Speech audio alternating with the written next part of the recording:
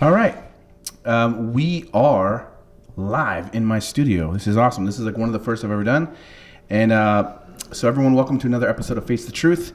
My guest is someone that's been a friend of mine for, 7 years maybe, something like that. 7 or so years. Maybe longer. Maybe 8 years. Maybe 8 years. And he actually is like a childhood friend of my wife. And that's how I first met him.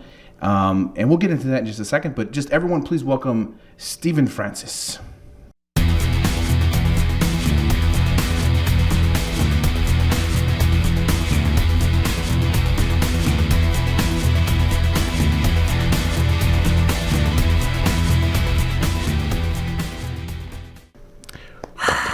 Slow claps. And we're gonna pour some wine. This is gonna be how podcasts are supposed to be. Everybody, this is the way it's supposed to go. I'm the host. I get the wine first because this is my fucking studio, and you're drinking to the skull of Siler right now. Skull? Which Siler, though? That's my grandpa. Grandpa Jerry? Yeah, no, it's my grandpa Siler. He's a good man. Yeah, I'm not joking. So have some respect. No, but seriously, so Stephen is an amazing musician. I've known him, again, like probably closer to 8 years. And when I first met him, I had no idea who he was except for weird stories I heard. And if you remember correctly, how we first met was on a mustache bar crawl. This is correct. The first time I ever grew a mustache in my entire life. And I did it to try to get to know my girlfriend's brother. Right. And we didn't hang out the entire time. He avoided me the whole trip, read a book at the front of the bus, but I hung out with you, and I met you, and I had my first twirly mustache. You had a mustache, and we had a great time in Memphis. It was awesome. That I was alone for like 2-3 days, stranded with you in Memphis, and that's how we first met. And it was great. It was beautiful. Very, very, very intimate setting. I remember that bus ride. The bus ride down. We talked about yoga. You were like, tell me about this yoga thing you and Jackie do. And I was just like, blah, blah, blah, blah, blah, blah, blah, blah. And I see your eyes glazing over like, no more yoga talk. No more yoga talk. I should do it more. I need to get into something. But yeah, I mean, it was a really cool time. But ever since then, we've become friends. And the one thing about you, like, I want to talk about how you get started. I'm really interested in the beginnings of your music career. But I've seen you several times play live shows. Your band Model Stranger has a good presence in Chicago. You guys play a lot of shows, and the thing that I've met tons of people in bands, in music and art and everything else. And when you were like, "Oh yeah, I'm in a band, I do this stuff," I'm like, "Yeah, okay, whatever, cool." Right. So, whatever. So the first time I ever went to see you guys play, actually, Jackie showed me a music video where people are jumping on a trampoline and shit like that. Oh yeah, An old it was like video. a backyard party. Yeah. It was like we had a naked man. We had, you'll appreciate. It was this. like Jackass music video. Yeah, it's a total side note. We had no money, so our budget was a keg of beer. And one of my friend's wives, actually, she was jumping on a trampoline. She wasn't a wife at the time, and then her top came down, and her titties came out. And we didn't put that in the music video. Sorry, Grandpa Saller. But you'll appreciate this. We did like a Where's Waldo in the music video. We had all these little like Easter eggs. Yeah. No one got all of them right, but one of them was we actually had a point. We have a gorilla having sex with the Pope from behind. Oh no! Evolution is taking care of the Pope. Oh. So. That's awesome. I'm not sure if you caught that the first time you watched a music video, but based off our conversations earlier, I thought maybe you'd appreciate that little fun. No, that's great. But I mean, so I remember the first time I went to see a show, though, I was like, because here's the thing. I've been playing guitar since I was like, I think 16 maybe. And I was never the diddle kind of guitar player. I was more like power chords, and I became a rhythm guitar player, and I started being in punk bands, and I was basically just like that kind of backbone rhythm, and I eventually started to learn how to play lead and different stuff like that, but mostly I was like a rhythm guitar player. I've always been into drumming and everything, and I was in punk rock, so it doesn't have to be too complicated, right? A little bit of triple picking and stuff like that, that kind of stuff. Figure that out, and then the double kick drum, and you're all good. And then I played bass for a few bands, so but when I first saw you play live, I was genuinely like, what the fuck? Because you shocked me. Because, you're a very intelligent person. You're fun to talk to. And, you're like, oh yeah, I play in this band and everything else. I didn't expect you to actually be like that good of a guitar player. You really blew me away because again, my dad's a guitar player. I grew up going to concerts my whole life. I've met so many different bands.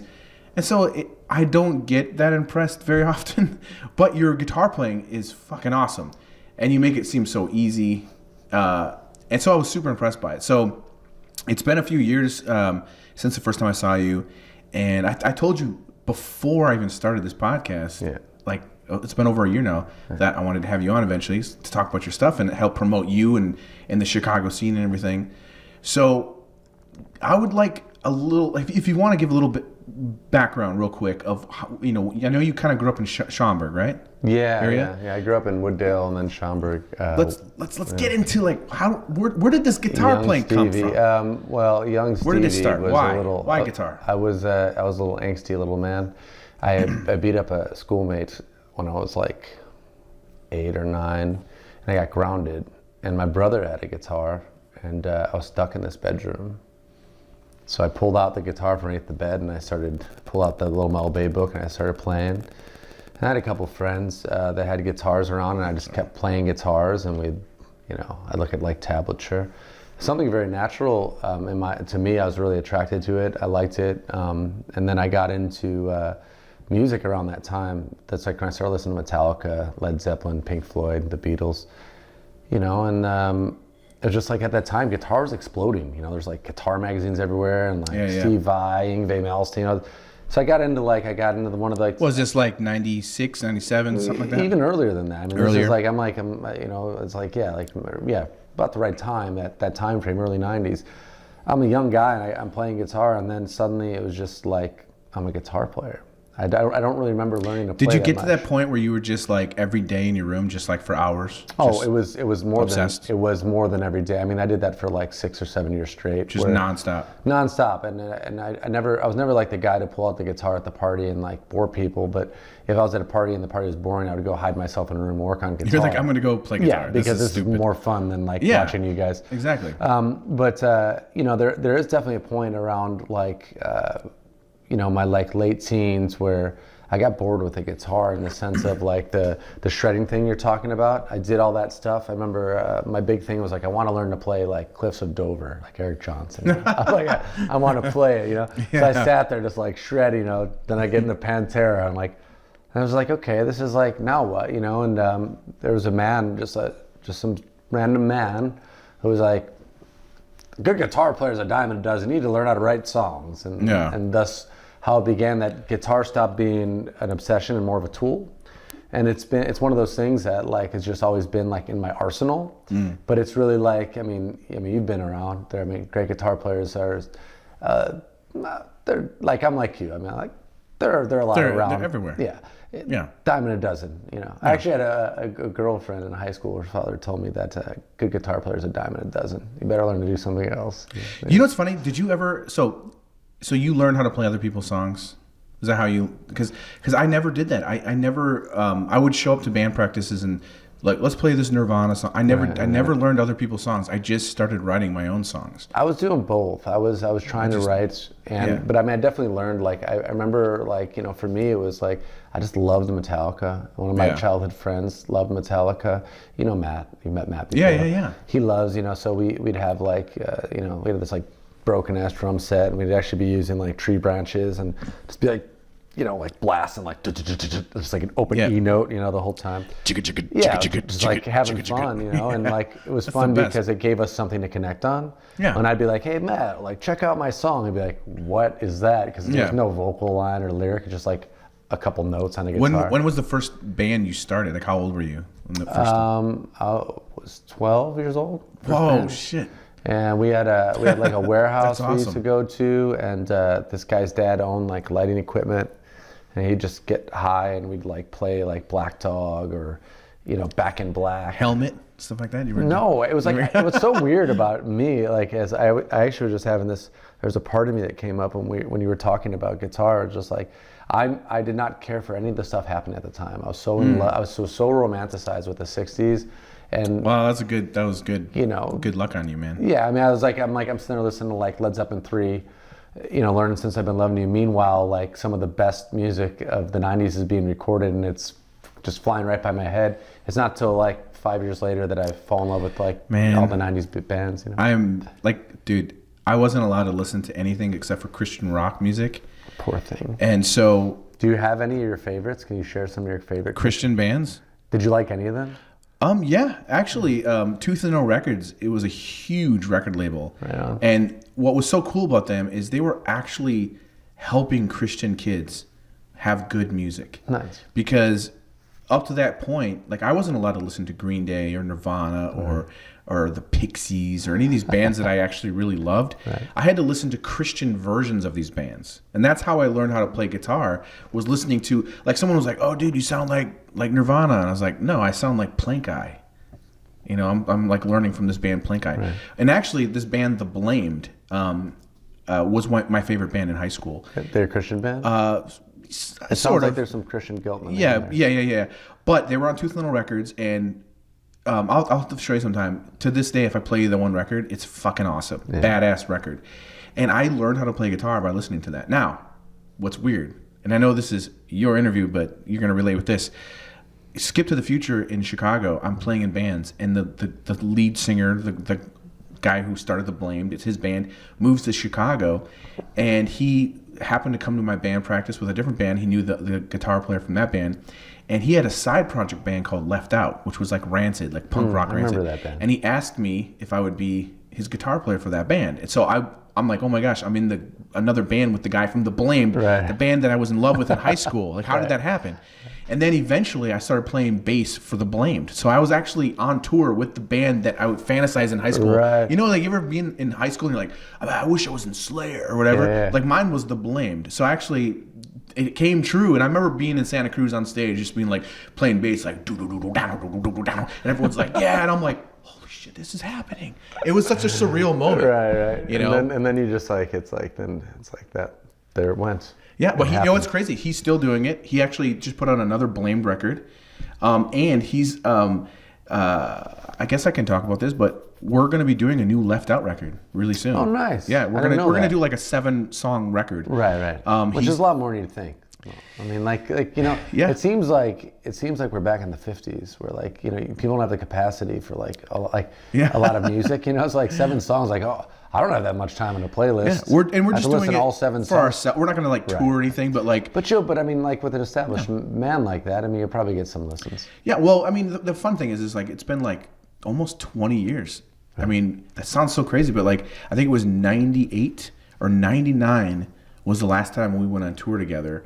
And our record did pretty good. I mean, it was, you know, we had some songs on the radio actually, which was cool. Yeah. But he contacted me recently. He's like, hey, let's do this. I'm like, all right. He's like, I got all the gear and everything. And I'm like, okay.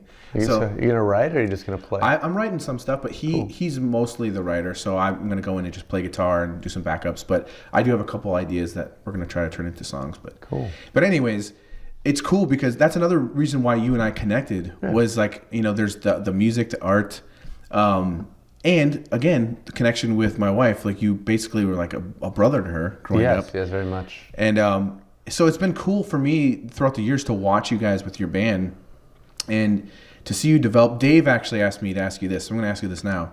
He said, ask him how many different band names he had that he's come up with. Like he's like, come on, there's like a list of them. Well, yeah, I mean, we had like the first band we were in. It was a really bad band name. We all had parents that were all divorced, you know. So we called ourselves Broken Homes. You know, 12 years old. That was the name. Yeah. Broken Homes. Broken Homes is so bad. And then we were a band called Anodyne. You know.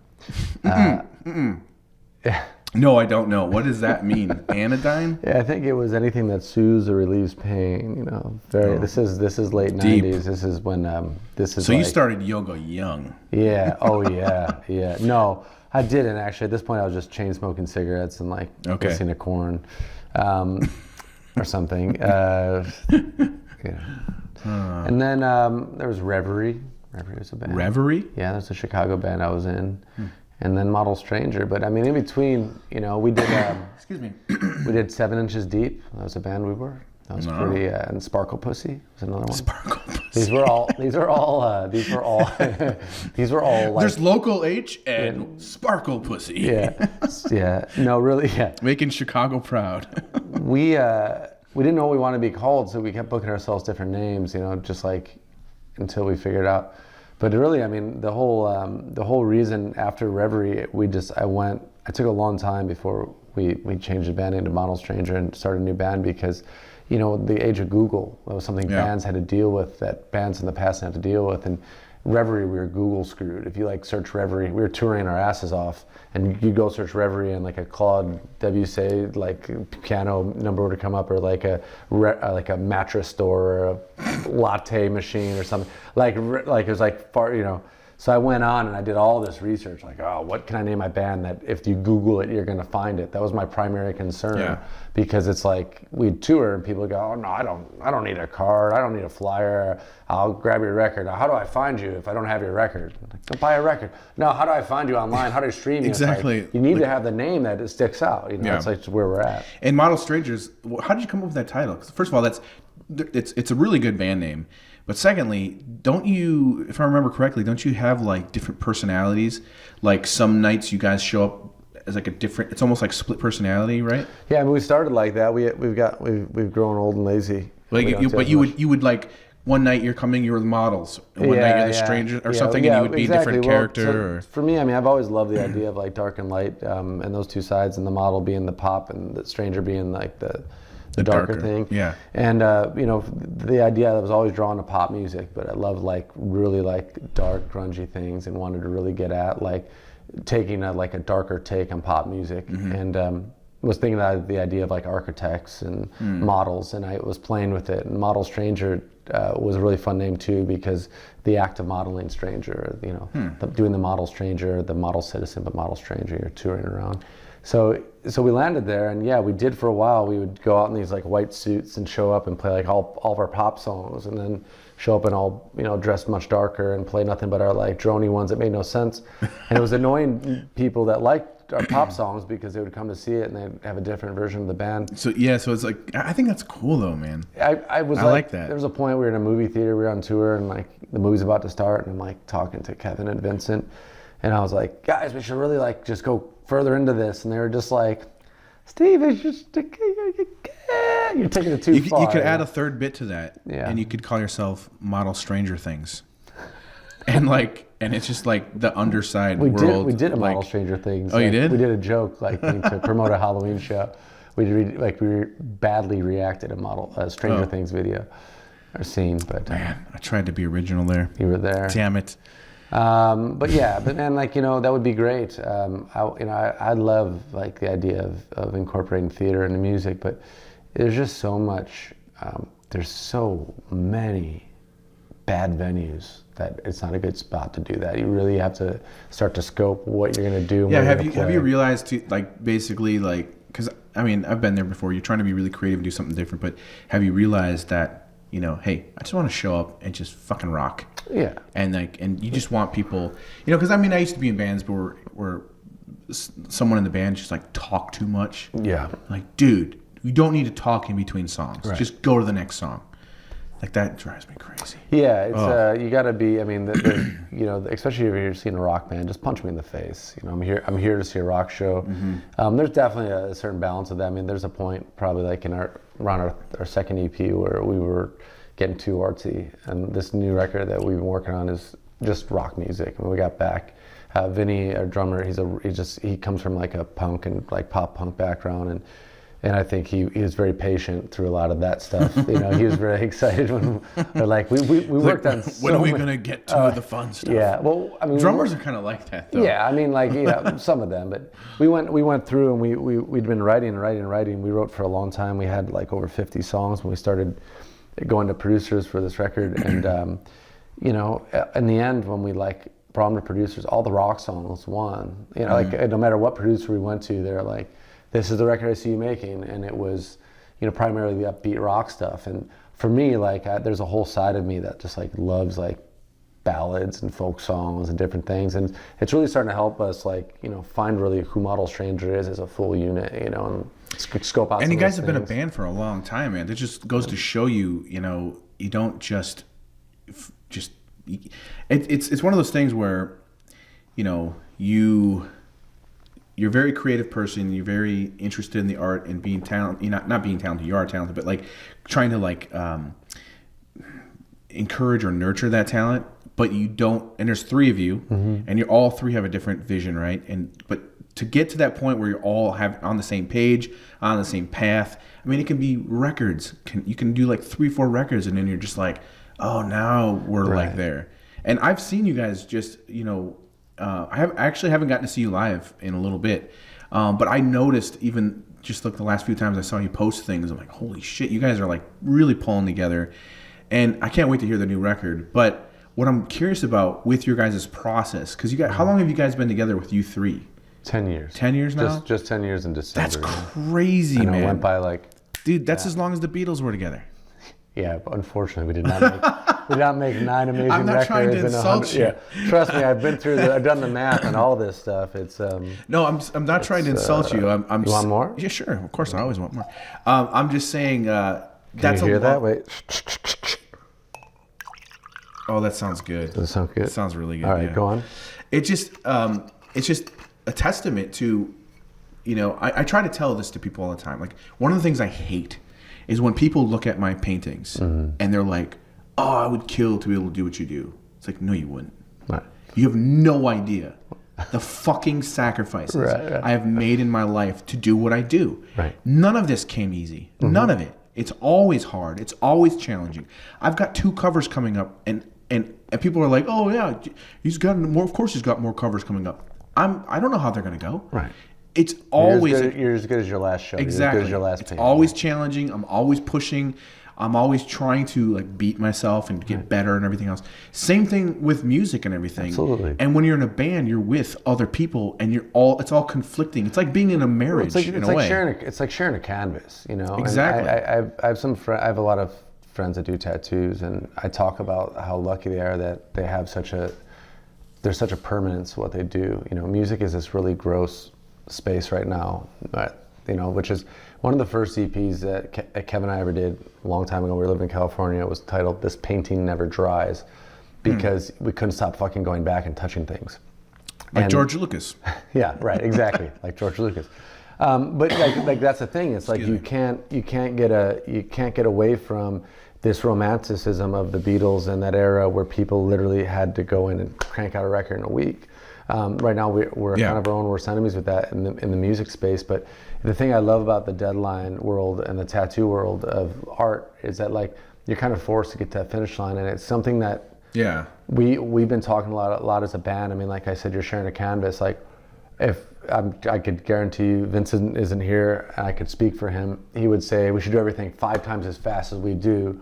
And Kevin's somewhere in the middle. I'm probably the one that anchors us a little bit, because I want to record 30 songs and only release 10. You know, I'm like one of those people that are like, let's get interesting. out. So you will you actually do that? Is record that many songs? And because I'm sure you guys are always coming up with new riffs and new ideas. Oh yeah, and we record. I mean, we're demoing constantly. When I'm not joking, we fully demoed 50 tracks for this record. Wow, and that's we end awesome. we end up recording 13. We're releasing 9.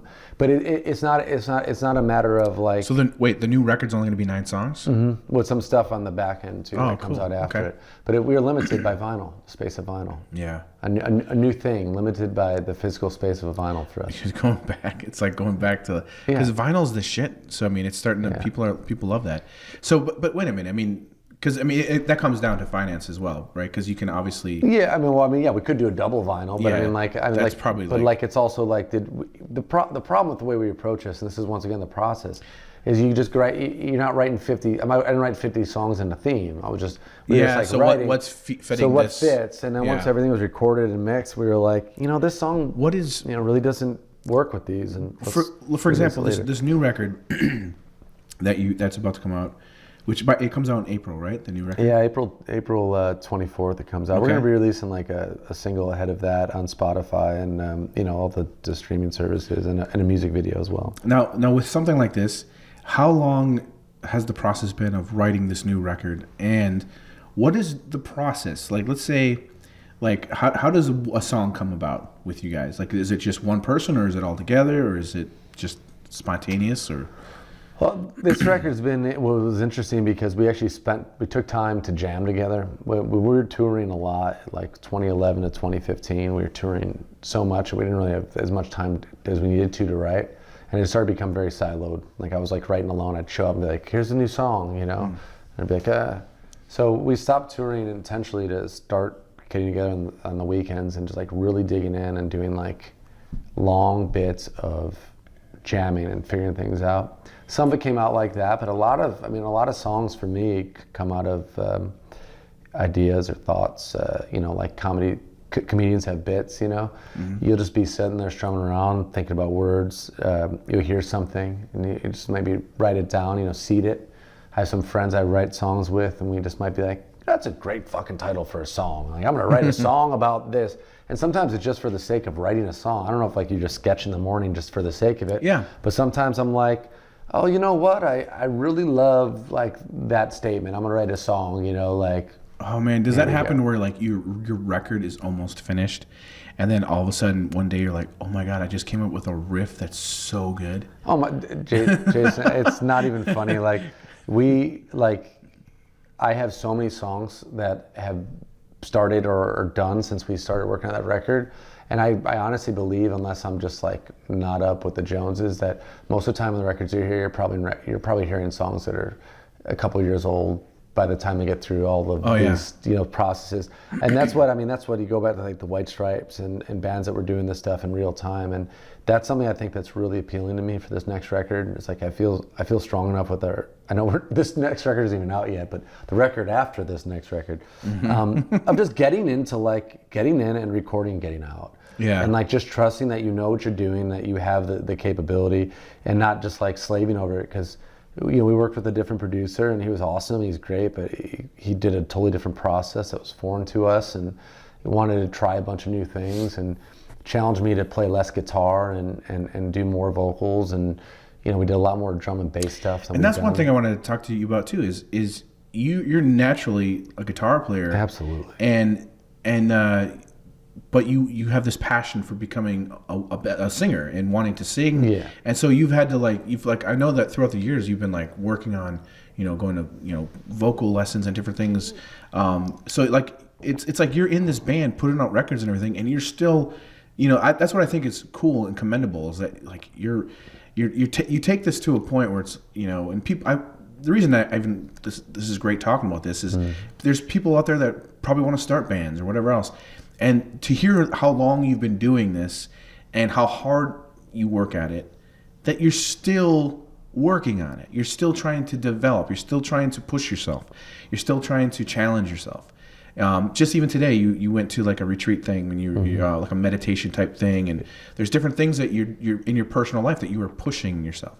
And I think that all of this is really important as a creative person. Yeah. Because, I mean, you know, I like to have fun and everything, but when it comes to, you know, even just the fact that I do this podcast, I do this podcast because I think it's really important for artists out there that want to listen to this thing to understand and hear the reality of real people that are living and working as an artist, and that you're someone that can relate with everybody, but you're not going to succeed in the art world at all if you're not struggling and you're not pushing through that struggle. Right. Like, it's a real thing. I want to make a comment on that, man, because I mean, you just struck a big thing for me, that like, you know, you're not dead.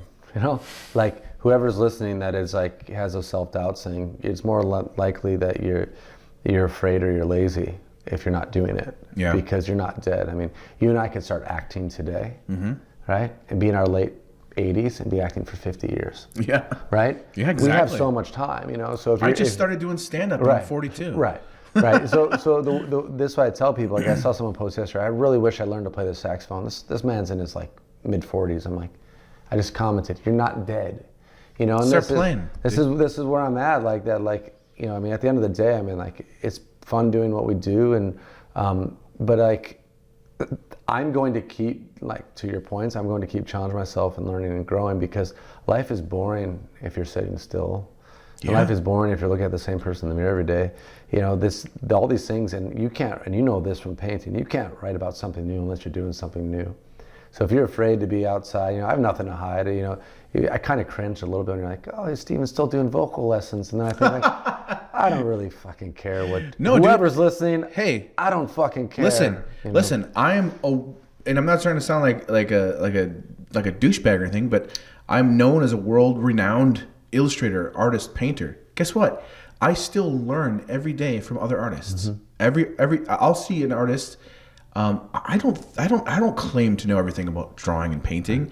And there's, you know, I still see an artist every once in a while where I'm like, holy shit, I got some more stuff to learn, man. Of course. And again, you know, it's just, I think that having that sort of humility, and the reason I shared that was because I think it's an important thing for people to understand that, you know, I hear it all the time.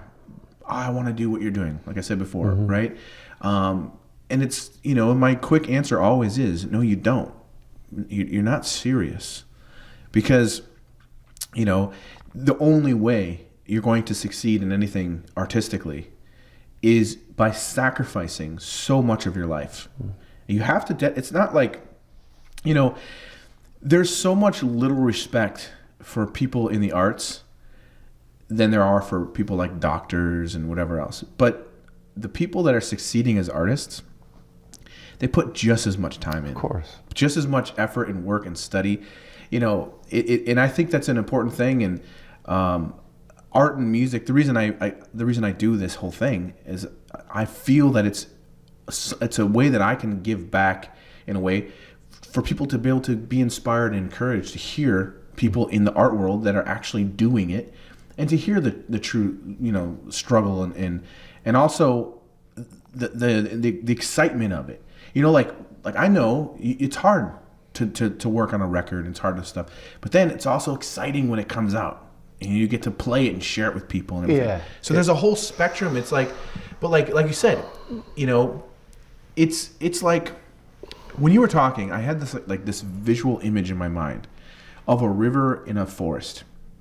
When you were talking, I was thinking about this, and you've got a river that's going through a forest, and like it comes to a certain point where a tree falls down and blocks it's like a little stream, and then the leaves start building up and everything, right? And it starts to slowly stop, and then the remaining water behind that tree branch turns into like a stagnant, like little swamp, and it just doesn't go anywhere, and it's keeping everything backing up and building up, and I think that's sort of what it's like in the creative world, where like you've got to like let that flow. You can't let it get stagnant, you know. And I see this all the time with artists, where I know a lot of artists who, even before I got started, I looked up to them, and they're just amazing.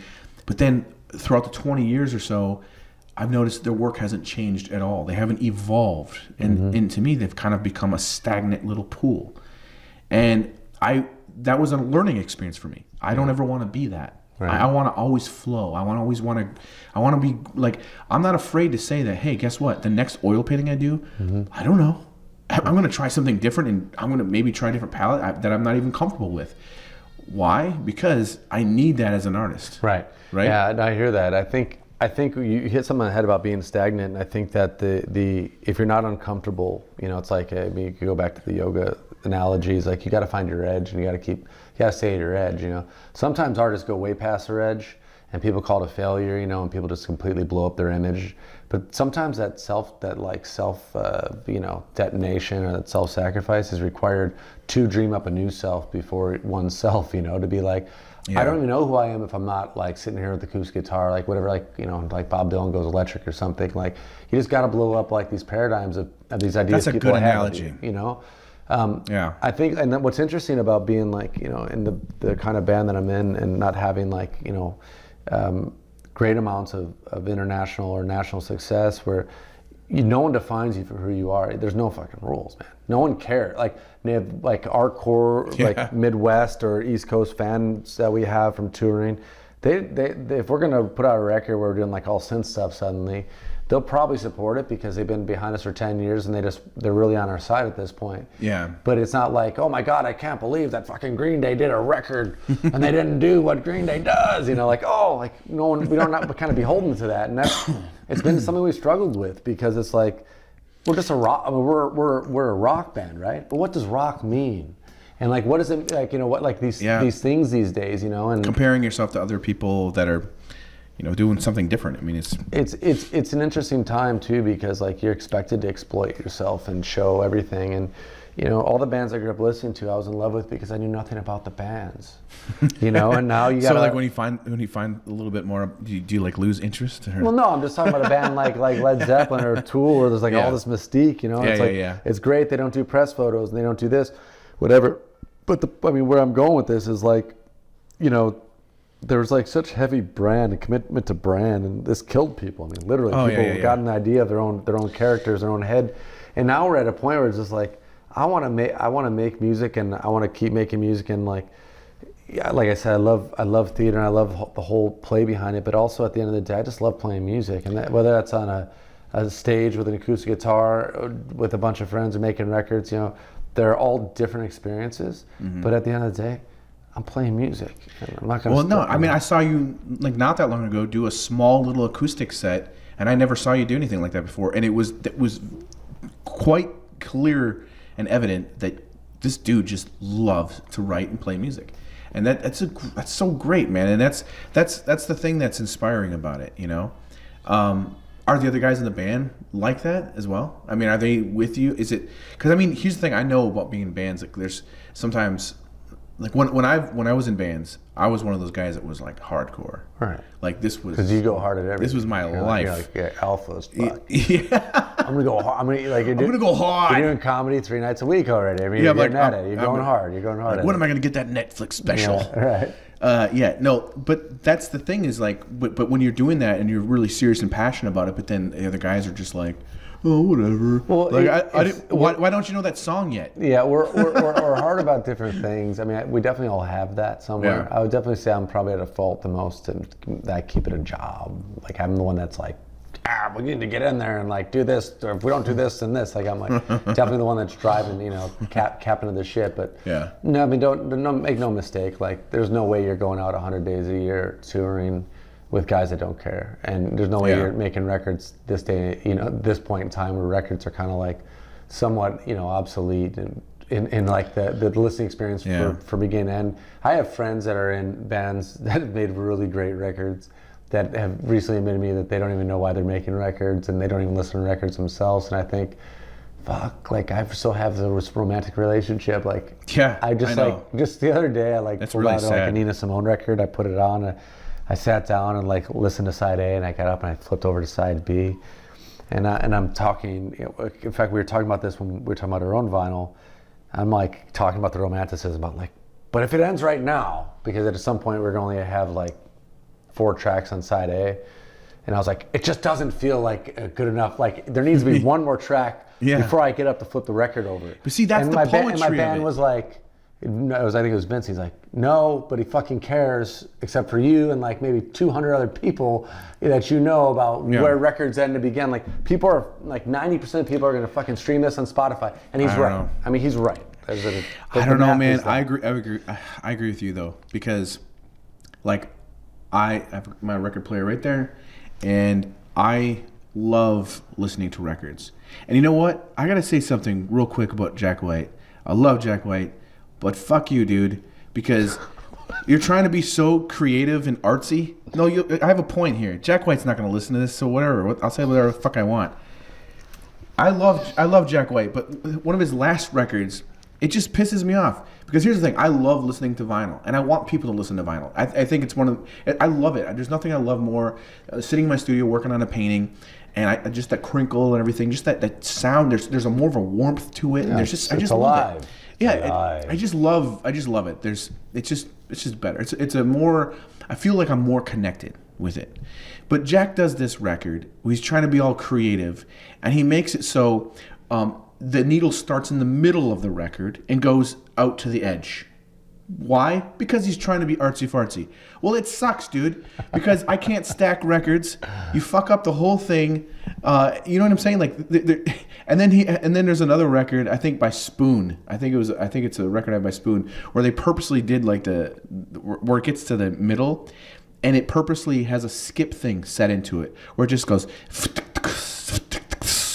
And it won't drop the next record because they're trying to be cool. I hate that shit. Yeah. It drives me nuts. Look at the Rolling Stones. They didn't need to do that gimmicky crap. They just put their fucking awesome songs on a record, and that's it. And they have the right amount of songs on each side.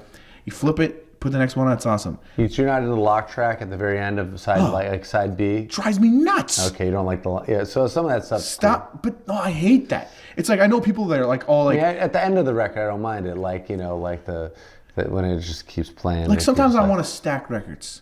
I want to put on a few of my records I like. But guess what, Jack White, you're not in the pile. You're not in the pile because you don't make the pile. No, you don't make the pile because you're being too artsy fartsy, dude. You don't fucking make the pile, Jack. You don't make the pile, Jack White. You don't fucking make the pile, Jack. Yeah, you don't make the pile. So there you go, Jack White. I'm sure Jack White used to subscribe to my podcast, and now he's like, fuck this guy. Yeah. When I meet Jack White, I'm just going to say, hey, Jack, nice to meet you. You don't make the pile. You don't make the pile, Jack. Hey, kid, nice shot. You don't make the pile, You didn't make Jack. the pile, Jack. Fuck that guy. I know, it's funny. I literally stopped listening. I stopped listening to that record because it annoyed me. No, but I love it. I do love Jack White. Of course. How could you? I mean, he's an American treasure, man. But yeah, I hate that. That's fair. But anyways, let's talk about something interesting because we're already 40 minutes in. Yeah, like and I want to talk about some work. Stranger, fuck your career. Let's talk about something truly interesting with the I want to talk about your interesting band stories. I want to hear something. I want to hear what's the most craziest, just the first thing that comes to mind. What's one of the craziest things that's happened to you guys on tour? Oh man, it can be X-rated. I don't fucking care. Just something fun. So like the first thing you have to understand about Model Strangers, we're a Chicago-based band. Mm-hmm. That means that a majority of our touring independently has been in the Midwest. Mm-hmm. So a lot of beer. A lot of Midwestern people, a lot of shows in Iowa, Kansas, Nebraska, Nashville, like Midwest stuff. So you end up in a lot. I mean, one that sticks out to me. We were playing in Des Moines, Iowa, and we were invited back to this house. And we went back to the house, and they were for sure cooking meth in this house. Oh my God! Like there's no fucking doubt. But we didn't have air conditioning in our van, so we really wanted somewhere to sleep. And you have no boundaries. Mm-hmm. And like when you're touring, the boundaries everything gets blurred because you're kind of like in this weird survival mode. And we end up in the house, and these men are like cooking us pancakes. Like these girls brought us to this house where there were men, and then we're like, are they going to kill us? Are we going to like get robbed? Because like, why would a bunch of women bring us back to where there's other men? It was very confusing. Anyway, this one it gets, I don't know, like this is pre-Model Stranger. Our drummer's like previous drummers in bed with a girl. I don't know if she's married or if her husband or boyfriend's in the house. I'm just feeling really uncomfortable. So I decided to go sleep in the van just to protect myself, which is parked at like the end of their driveway, right? Like I'm gonna be safe. And I'm just like, out of my mind. And I wake up and I don't feel good. I have to use a bathroom, right? And I go back inside this house and there's no toilet paper. So I'm stuck in this house. There's all these people sprawled out everywhere. I mean, like, just imagine this. It looks like an atom bomb hit this house. I think someone... Shit. It scared me. Sorry. I was getting PTSD. I think someone's going to be showing up with a gun to shoot my drummer. And I have all this paranoia. And, I mean, you guess for like a bad story, this isn't really that bad. It's just kind of hilarious. I'm sorry. Yeah, no, it's fine. It's just what came to my mind because the last time I was on a podcast, I told the story, and I told myself I'd never tell the story again because it makes me feel like a bad person. I can't finish the story. I can't. What? Come on, dude. I can't. You can't start it and get to this point. Okay. So I ended up so I like ended up, I like wake up my bass player, Kevin, and I'm like, because Kevin was in my last band. I'm like, Kevin, I need help. I don't have any toilet paper. You need to find something. At this point, I'm in the bathroom. I'm like, Kevin. Yeah. He's scouring this house for something for me to wipe my ass with, and he can't find anything. So I ended up having to wipe my ass with a shower curtain, with a cloth shower curtain. But, you know, I'm sorry, Grandpa. I'm dying here. I fall over. My pants are around my ankles. I fall over into the bathtub. Yeah. Kevin's on the ground laughing, you know. And then a car pulls up, and now I for sure think that this man is here to kill my drummer. You know, I'm literally like hiding because I'm like, think I'm with a bunch of meth heads. And for all I know, these people are so kind. They took us home. They made you pancakes. I had all this Chicago judgment going on in my head, I guess. Yeah. I end up, you know, it turns out I'm hiding, and then the person drives away, and Kevin just shakes his head. He's like, it was a fucking mailman, Steven. Like, what's wrong with you? You know?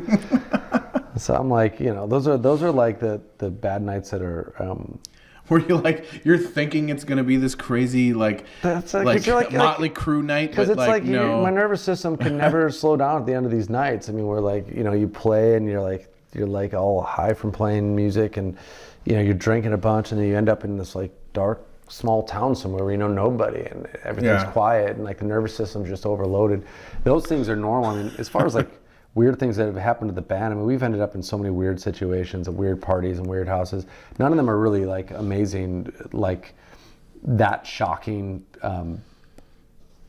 where you'd be like, that anyone that's in a band would be like, yeah, that's touring. Like, it's like, the thing is, it's like, for some reason I don't feel really inspired to tell you, because it's just so like normal to feel uncomfortable and be in weird situations if you're truly like nitty gritty touring. Now, I'm sure if we toured where we were, you know, buying like penthouses every night and having big parties, I'd have different stories, but we're not.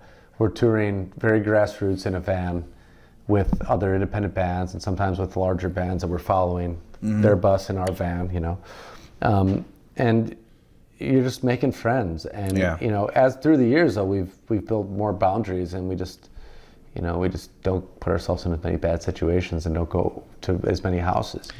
But I mean, I don't want to say the same thing, because I had Mark Watrous on my podcast a week ago, and he's a guitar player for the Shins, and he did a bunch of other bands and stuff, and I was trying to get, like, I wanted to hear some stories, just because I guess, am I the only one that had crazy stories on tour? Like, because I shared a story about me having terrible diarrhea in a club, and basically I flushed the toilet, and I had to climb up on top of it because it started overflowing and going into the fucking club.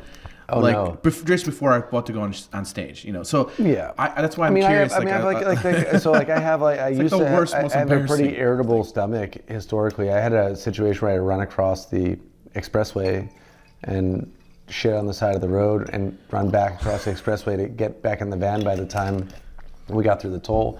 There's always things like that. I mean, here's a funny one. We're in Topeka, Kansas. You ever been to Topeka, Kansas? I don't know, actually. Have you heard of the Westboro Baptist Church? Yes. That's Topeka, Kansas. Okay. There are great people in Topeka, Kansas. Yeah. I'm serious. I thought you were talking about the West. No. We've made a lot of really great friends there. There's this little place called the Booby Trap there that we used to play a lot. We haven't been there in years, but it was only Thursday nights, the Booby Trap.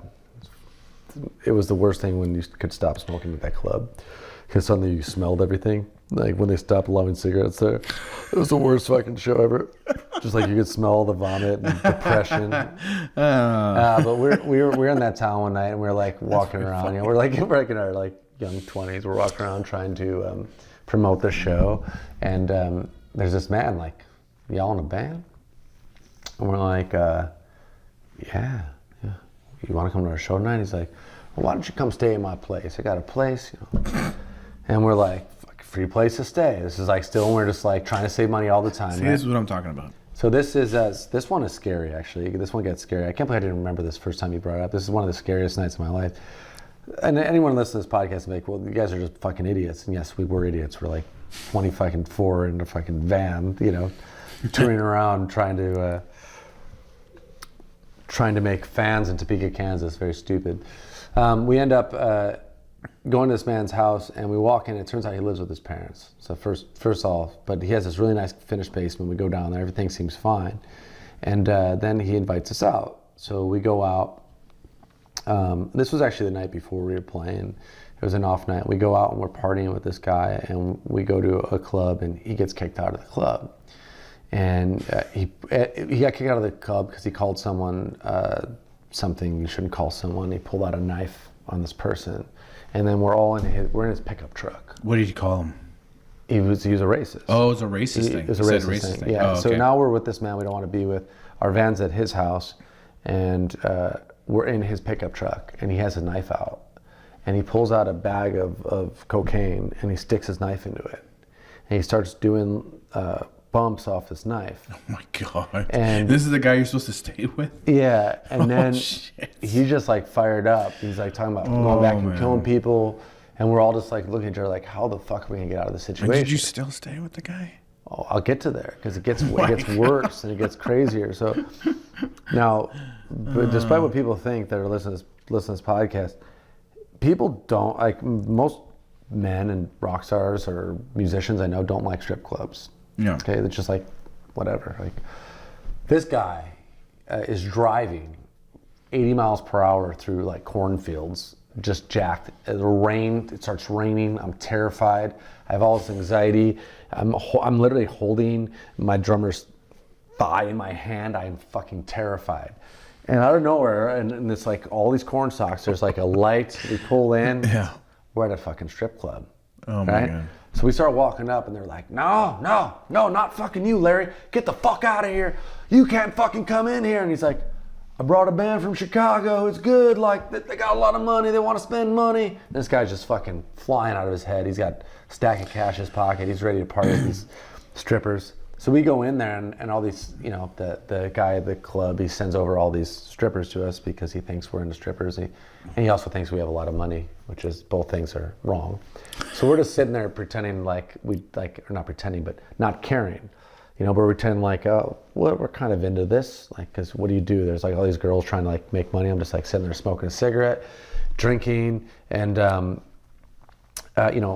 you're like stuck with this guy now. Like you're kind of like... He's gone. He disappeared. Like he like went to like probably fuck someone or get a blowjob or something. But so you're just there. He's like gone. You're just there. I'm just there, and we're stuck. And we're like talking about our exit plan, right? And we're sitting there drinking, and then some guy comes up to us and is like, your friend got kicked out, get the fuck out of here. So now we go out, and now he's been kicked out of 2 clubs. And he's drunker and higher and more angry.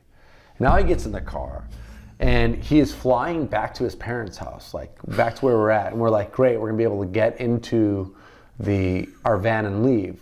Now, mind you though, like we can't leave. We have to play there the next night, Oh my God.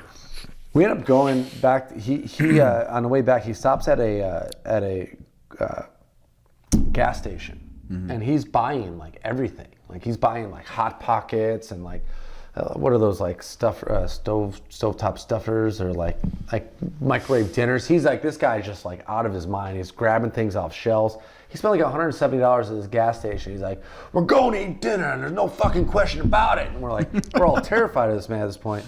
And all of our stuff's inside his house. So we walk back in his house. His dad's probably, I'm a very large man. He's sitting in this like recliner chair. It's like 2 o'clock in the morning now. This guy's just sitting there watching TV in his underwear. Yeah. And we walk by him and he's like, I kill him, he eats him. That's what he says to us. And we're like, fuck, what the fuck is going on? We got to get out of here, right? We get downstairs and this guy just sits down on the recliner in the basement in front of a different TV. And he's like, you all staying here tonight, you hear? And he just wide awake, jacked up on fucking coke. And we're all sitting there like, we can't leave. Like we're gonna, I don't want to go upstairs past that large man who's sitting up there waiting to eat me, But this is one of the situations where like, we got in this situation because we're dumb fucks. We're like young, this is like 15 years ago. We're laying there. And here's the best part, my band manager at the time, we're laying there and we're just laying there eye to eye looking at each other like, are you safe? Oh my God. Do you feel? And when that was like one of the weirdest, strangest ones. We've been caught in so many situations like that. These stories are probably boring to people. No, this is great. I mean, I just like, you know. I have a funny story to tell you about a band thing, and then I have a question for you. But I'm going to do, and you know what? We're going to keep this going because this is fun. I'm going to do a really quick, very short little ad right now.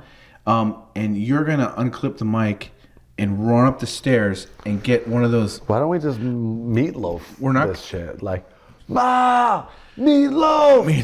Just run up and get a bottle of wine. I'm going to try. I'm going to see how. See if Tay or something. Tay or bring down JJ. a bottle of wine. Okay. See if you can do that. Bring down a bottle. The twisty cap. We're going to bring some wine. Watch this. I'm going to use technology like an adult. So, that's a good idea. I'm going to call. Make the super phone smart. call. Just make the phone call. Make the phone call. We'll You ever do made this. a phone call on a podcast? No, this is the first time, and it's awesome. We should FaceTime someone else, do a 3-way on the podcast. We should do a 3-way. Sorry, Grandpa. Hello? Can you bring Jason and I a bottle of wine, please? You need a bottle of wine? A full bottle. A twisty cap. Okay, yes, I will do that. Thank you. Thank you. That's She's the on way- her way down. That's the way you do it. See, that's a way better way. So I'll tell you a funny story. Are these stories good, or are they just good because we're like dick and fart jokes, young No. men when it happens? Because I'm telling this story now, Jason, and I'm thinking, God, like what the fuck were we thinking? That's what I'm thinking as I'm telling these stories. Like I haven't told these stories in so long because, like, you know, now we tour like responsible adults now. I mean, you don't know when you're doing, like, you're just kind of going with the flow, you know? And I mean, oh shit, now I'm like blanking on what I was going to tell you. I'm sorry. Hold on a second, let me think. There's a funny band story. Yes, funny band story. Fuck. What? No, there's a few different crazy things that have happened that I thought it would be funny to tell this one story to you. Well, basically. Oh, here. Oh. You sent down Jackie? Oh, okay. Oh. It's okay. It's not going to look good to the viewers at home. That's fine. Okay, see you later, Sienna.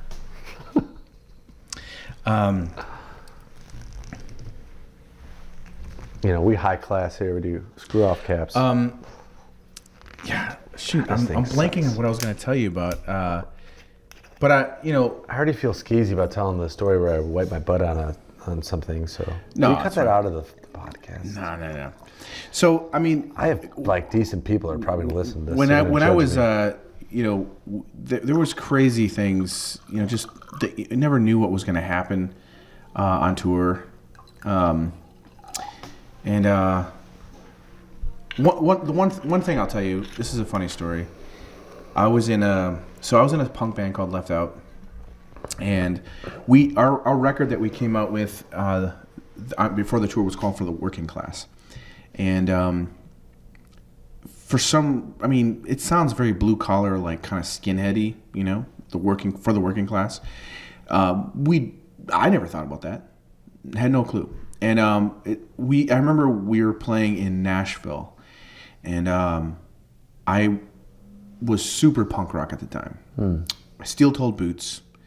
Kind of at that time I had a shaved head, and I looked skinhead at the time. You didn't realize it. You just weren't self-aware. I was all about the style. Right, but like you weren't self-aware about how it could translate. No. Like how all the dots connected. But also I wasn't aware of the fact that our album was called For the Working Class, and we were just punk rockers. Like we were into like Rancid and were you straight edge? Yeah. And like we didn't party or anything like that. Right. And I don't mean to laugh, but I just I knew so many of you. Like no. Like I remember that scene. No, we were just punk rock, and we played this club in Nashville, and while we're playing, it's packed, and it was like a really rough crowd. There was a bunch of like skinhead like dudes in the crowd. Oh no. And I kept getting punched. Like people, like this guy kept jumping up and just hitting me over and over again. Like punching the face? In the leg. Just kept hitting me in the leg over and over. From jumping up in the crowd and just trying to hit me, and he was getting close to my junk and shit. Did you kick him in the face? Well, that's what ended up happening. So I was getting pissed off because it kept happening over and over again. And this is like a fucking wild. This is a punk rock show. This is just like every song's just like that kind of shit, right? You know, that kind of shit. So I go over to my friend Brian, who's the singer, same guy from that other band I was telling you about. And I was like, dude, this guy keeps punching me and shit. And he goes, just kick him. So I'm like, all right. And again, I'm wearing steel-toe boots. And the guy jumps up and hits me almost right in the nuts. And I'll never forget this. I stepped back and I just lifted my leg back and I just nailed this dude connected right in his jaw. Oh. And I remember feeling the jaw all loose, clack up with the rest of his skull. And I remember that feeling was disgusting. I felt it was gross. And I saw him disappear into the crowd. He just fell into the crowd. And I never saw him again. I don't know what happened. And then my friend Brian's like, what did you do? Yeah. It's like, you told me to kick him. It was just crazy. And we never heard anything about it. I don't know what happened to that guy. That wasn't even the story I was going to tell you. This is something, I'm so annoyed right now because I wanted to tell you something that happened on tour that was crazy, and I totally blanked on it. But yeah, crazy things happen. Like when I was on tour in bands, we would end up something was set up for you to stay, and you get there and there's nowhere for you to stay, and all of a sudden you end up like in some weird place or that kind of stuff happened all the time. I mean, there's this weird. Oh, I remember. Oh, I got it. See, I knew all I had to do was get into the. I remember. Here's what happened. So, same band. I'm excited to be in this band because I knew this guy from when I was in high school, right? And now he's asking me to be the guitar player in his other band. And so he gives me the 2 CDs. He's got 2 records out already. And so I spent a week. He goes, if I'm going to come on Friday. Okay, we're back. Had some technical difficulties. The camera died. We don't have much time, so we're going to get into the artwork soon. I was basically going to just share a really crazy story about how the first time I was in my band left out, I flew to DC and I had only a week to learn all the songs. And that was like a test to see if I could be in the band or not. I learned all the songs.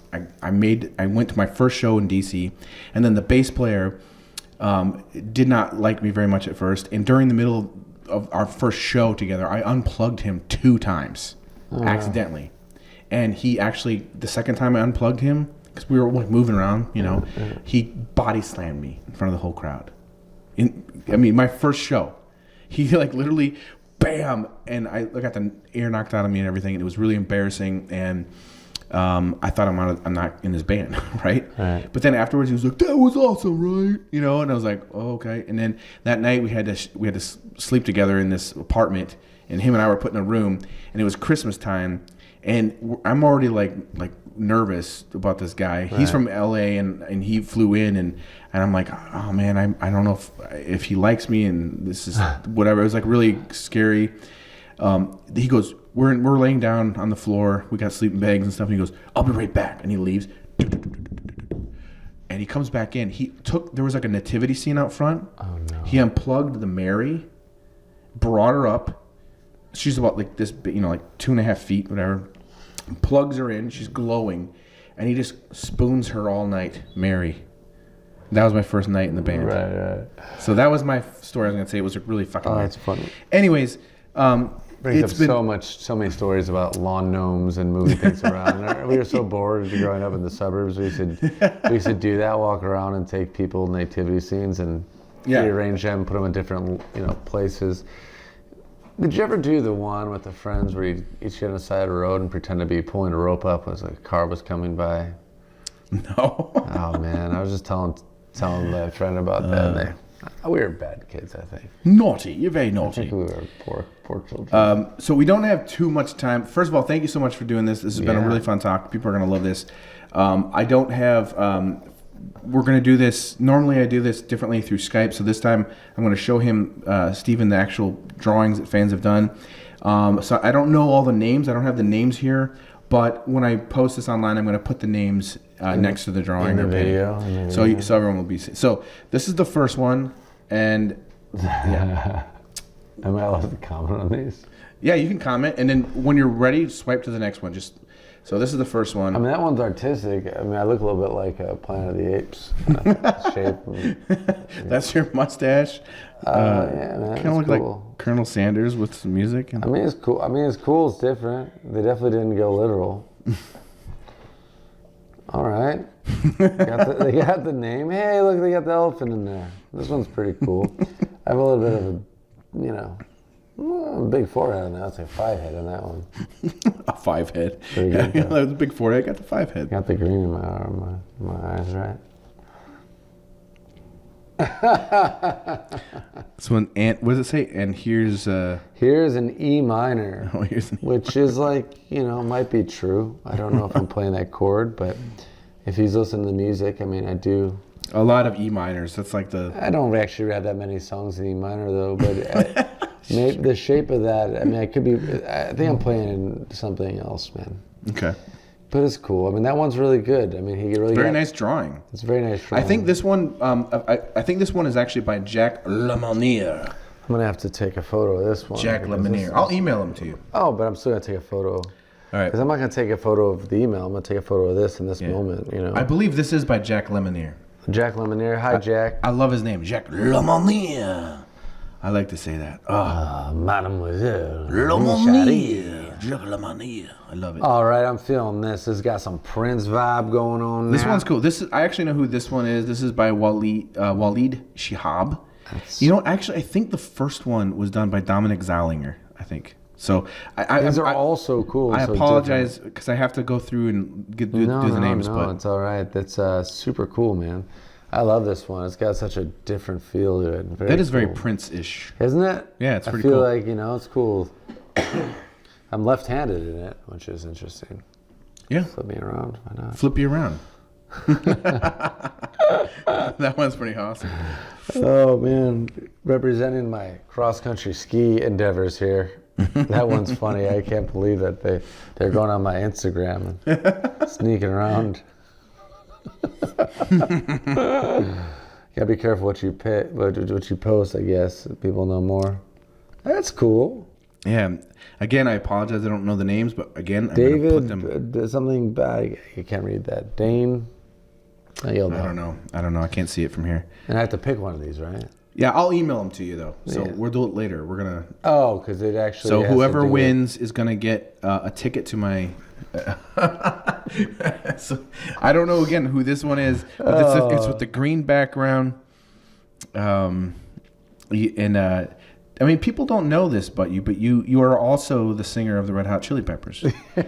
That's like your side thing. I didn't want to promote that because it was like a little bit too obvious, Oh gosh, please. California, California. Oh, that one is just so good. Isn't this great, Baby Yoda? That is so good. I'm going to fall in love with this one. You can, whoever this is with the Baby Yoda, just send it to me. It's so funny. Why? That's cool. I like this one a lot. It's pretty rad. That's an O-face. This one is by Lars Eric Robinson. I know him. Very cool. Yeah, I like that he did 3 different versions. It's pretty cool. Yeah, man, this is so brilliant. Thank you so much for sharing these. These are very nice. All you artists out there doing this drawings, so fun. It's just like it's funny to see the way that different people see you. Yeah, it's pretty. So awesome. I'm not laughing at someone's artwork, but just imagine as an artist if I wrote a song about your art, how you would feel about that. That's what it's like seeing drawings of me. Now that's crazy. That is crazy because it looks very real. Yeah, very real. Very real. Yeah, it's pretty awesome. You know who's taking photos this day? Julia. Who? Chacho. Oh, she took that photo? Oh, the original photo. Yeah, cool. Yeah. Julia Chacho. Yeah, we did this. Shout out to Chacho. We did this fun photo shoot, and we had we were all wearing different hats, and we made our bass player wear a hat, and it was like a terrible Mumford & Sons hat, and still to this day we make fun of him. It was like just a hat that didn't work for him. Okay. That was a pretty cool one, too. Yeah, it's cool. It's very, very, very cool. Yeah. Get me in there. I think this is the last one. Last one. That one is fun. Yeah. I like how there's definitely an element of playfulness in this. Yeah. That, It's almost like animation, like if you were in, like some kind of cartoon or something. It's pretty cool. Yeah, Model Stranger cartoon animation. This one's pretty good. Yeah, pretty cool. So email them to me, and I'll take a peek and pick one. Yeah. Yeah, no, I'll email it to you so you know And exactly. here is an E minor. And here's an E minor. Awesome. Very cool. Great so- job, artists. That's very fun. So, anyways, it's been cheers. This has been a Cheers. fun Are time. we done already? Well, yeah, I mean, the camera's not going to last much longer. Let's just let it die in us. Let's We can- you know what? Let's do that. I have no idea how long it's going to, but the girls are waiting for us. They want to hang out. They'll wait for us all night. All right, so. It's okay. Anyways, You heard if me. the camera dies or not, let's just tell people where they can find you and what's coming up. When's the record coming out? Where can they follow you online? Let's get that out there at All least. right, let's do that. So you want to find Model Stranger. It's at Model Stranger, modelstranger.com. We have a new record coming out in April 24th. It's called Phases. It's going to be released on vinyl, self-release record. And new music video coming out in a couple weeks here. So by the time this is out, within a week or two, you should be able to find new music. And you want to find me, I'm at Stephen Francis on Instagram. And yeah, hopefully we'll see you out there if we're in your area. And this guy always looks good in a mustache. And again, let's bring it back to the beginning because Should we talk about the mustache bar crawl? let's talk about that because before I did that, I'm actually become known, like people are disappointed with me for not having the mustache now. Yeah. I never grew. I can't grow a beard. I can only grow a mustache. That's basically Me all I too. can grow. Hey. And Hey. Me too. and I can grow it fast. Like this is like a day without shaving. Look at this. Look at that. But no beard. I have beard envy. You know how the penis envy thing? Yes, For men, I think it's a beard thing. Forget the penis. No, I'm saying The beard. I want it's a beard envy thing. I'd rather have a beard I'd rather have a big beard than a big penis. than a big dick. Me too. You can't, because a beard is like it shows like wisdom. Some man tried to tell me recently, like, just wait, buddy, it'll come. I was like, no, listen. It's not gonna come. I let The this dick shit comes. grow. The dick comes, but not the beard. The beard never comes.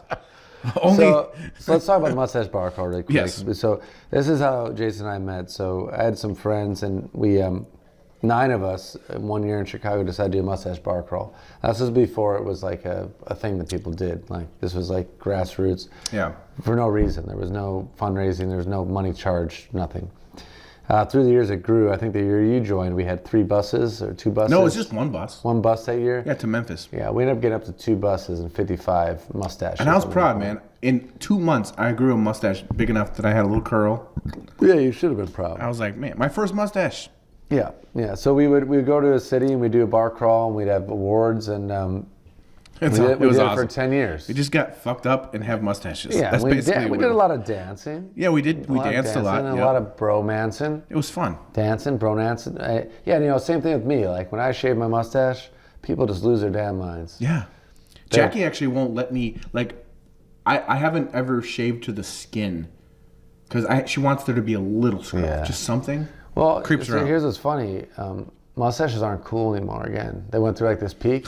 And here, like, They're not cool again. well, here's the thing. There's like a thing. Like people, like I suddenly, like Christmas time came, like Yeah. 4 years ago, 5 years ago. And like, oh, here's mustache socks and mustache napkins. I was like, what the fuck is going on? Like, I've been wearing a mustache now for like so long that like, I don't Yeah. see it as like trendy, right? It just so happened that like the peak of the mustache I think I'm trend, going to grow mine back again. you're gonna grow it back long. I think so. I just don't do it long anymore. You know I think why? I'm going to do it big. Mine just grows out. It looks like a broom. It just grows. It doesn't You get got a long. thick one. It just grows out like this way, like past my nose. It doesn't go out wide. Yeah. I went 9 months without shaving, and I didn't even have a partial swirl. It was like maybe out that far. So when I saw like yours and your friend Aaron, Yeah. that's sort of like ridiculous. I Dude, was like, mine, that sucks. See, I grow mine all one length. But yours just keeps growing. I You're don't- like a fucking, you're like a walrus. Like Yes. It's like a tusk. I don't shave anything. I just let it go all one length, and it just like goes to one huge curl. Yeah. It's my mustache when I grow it, it's like fucking serious. It's like everything I do. Like if I'm gonna have a mustache, I'm gonna have a fucking mustache. I'm not gonna just be like, oh, here's a little mustache. I'm like, no. Jack White, another thing. Your mustache is stupid. Your mustache sucks, dude. He like trims it all thin and everything. This is like the Jack White. You don't make the stack, Jack. You don't make this stash, Jack. No, it's a pile. You don't make the pile, Jack. And you don't make the stash or the pile, Jack. Jack, you got no stash, you got no pile. Yeah, Jack. You want answers? Find the truth shall set you free. I think I'm entitled. You want answers? I want the truth. You can't handle the truth.